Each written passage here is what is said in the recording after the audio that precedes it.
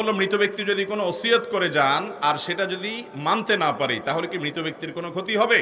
মৃত ব্যক্তির ক্ষতি হবে না, কিন্তু আপনার ক্ষতি হবে। যদি কেউ ওসিয়ত করে যায় জীবদ্দশায় আর তার ওসিয়তটা ওয়ারিস হিসাবে আপনার পালন করার যদি ক্ষমতা থাকে তাহলে সেক্ষেত্রে সে ওসিয়ত পুরা করতে হবে।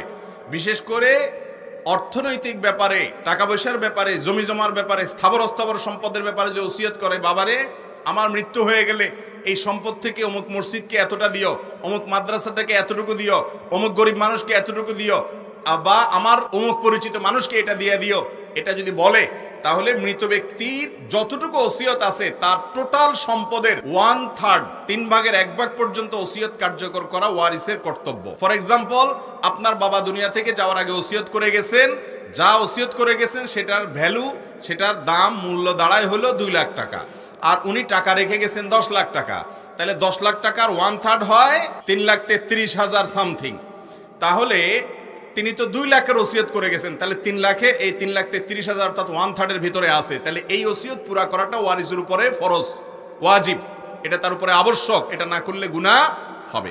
কথা কি বুঝাতে পারছি? এখন আপনি যদি মৃত ব্যক্তির ওসিয়ত পুরা না করেন তাহলে আপনার গুনাহ হবে, মৃত ব্যক্তির কোনো গুনাহ হওয়ার কারণ থাকতে। তবে মৃত ব্যক্তি যদি কোনো অন্যায় ওসিয়ত করে, যদি বলে বাবারে আমি তো মরে যাচ্ছি, আমার মরে যাওয়ার পরে তোমরা এখানে একটা সিনেমা হল বানাও, কথার কথা, এমন একটা ওসিয়ত করে ধুয়ে গেছে যে ওসিয়তটা অন্যায় ওসিয়ত, হারাম ওসিয়ত, তাহলে সেই ওসিয়ত পুরা করা ওয়ারিসদের জন্য জায়েজ নাই। কিন্তু বৈধ ওসিয়ত করলে সেটা পূরণ করার চেষ্টা করতে হবে যদি সাধ্যে থাকে। তার নিজের সম্পদের ব্যাপারে ওসিয়ত করে গেলে ওয়ারিসরা সেই সম্পদের ব্যাপারে গড়িমসি করতে পারবে